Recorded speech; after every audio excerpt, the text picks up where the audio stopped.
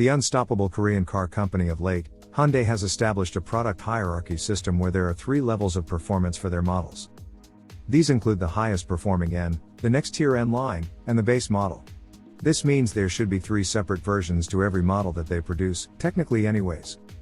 This was the case for Hyundai's compact hatchback i30, or Elantra GT for North America. There was the 161 horsepower base model, the mid-level 200 horsepower N-line, and the top-level 250 or 275 horsepower N model, which, unfortunately, isn't available in North America.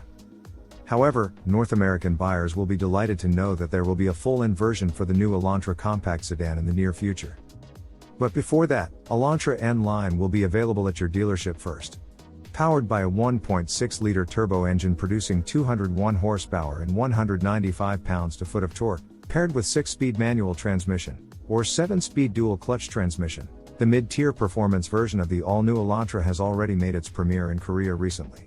Expected in the North American dealership within a few months in early 2021. The full N version of the Elantra is also about to be launched as well, as seen by the latest teaser image from the manufacturer. The most potent of Elantra will be powered by a 2.0-liter turbo engine that pumps out a maximum of 275 horsepower and 260 pounds-to-foot of torque. This is the same engine that's currently powering Veloster N and i30N. This tried and tested engine will be paired with a delightful 6-speed manual or the company's latest 8-speed wet dual-clutch transmission. Elantra N Sports Compact Sedan should perform pretty similar to that of Veloster's 0 to 60 of about 5.5 seconds. We can expect the N version of Elantra to be available for sale in North America in 2021 as a 2022 model. The next up is the Kona N, which will be the first SUV that will bear the full N branding. Kona N will be the first all-wheel drive car that will receive the full N treatment, with all the bells and whistles like the customizable N performance modes, louder variable exhaust that pops and crackles, rev matching, larger brakes, and wheels. Therefore, although it will share the same 275 horsepower power plant as Veloster and Elantra N, the small SUV should render different performance characteristics as an all-wheel drive car.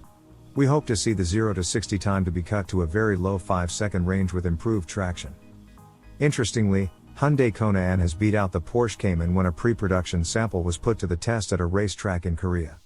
Here is a short clip of it courtesy of CarLib TV YouTube channel.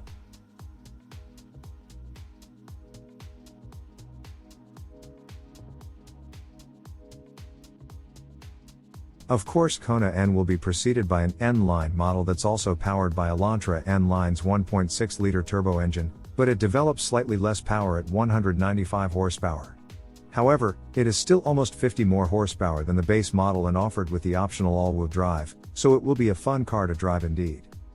As with Elantra N-line and N, Kona N-line and N should be arriving in 2021, about 4 to 6 months apart.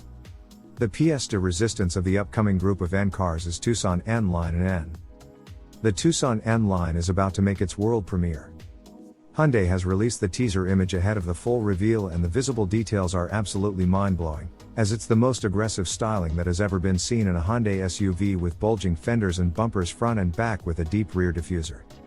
Sang-Yup Lee, head of Hyundai Global Design Center and senior vice president at Hyundai Motor Company responsible for the design of the all-new Tucson, has mentioned that the N models will be the product that will truly elevate the already revolutionary design to a different level. We can't wait to see what the final product will be when it is released. As far as what will be powering the new Tucson N-line and N, details are completely in the dark.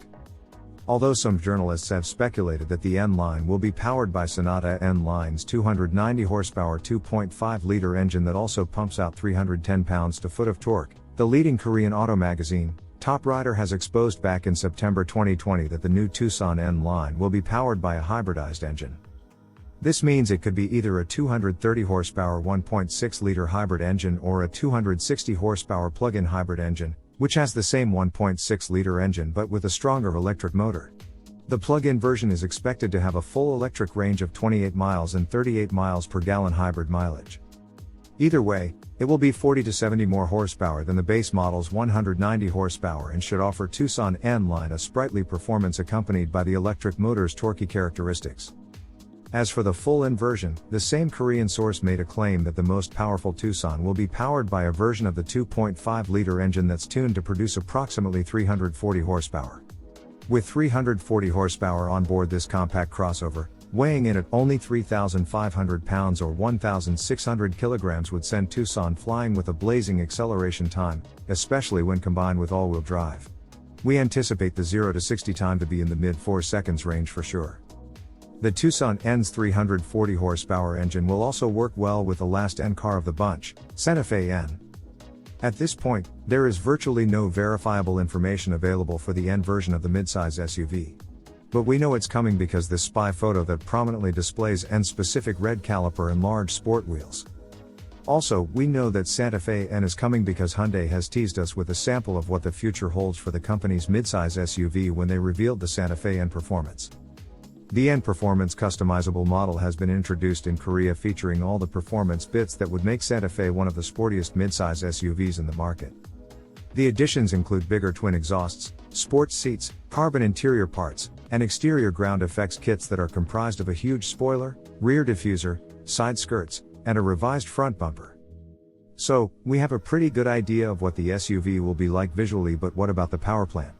We would think that the aforementioned 340 horsepower 2.5-liter engine would be a pretty good choice as well for Santa Fe N. However, a 375 horsepower 3.5-liter engine being used for the Genesis products would be just fantastic. So, there you have it.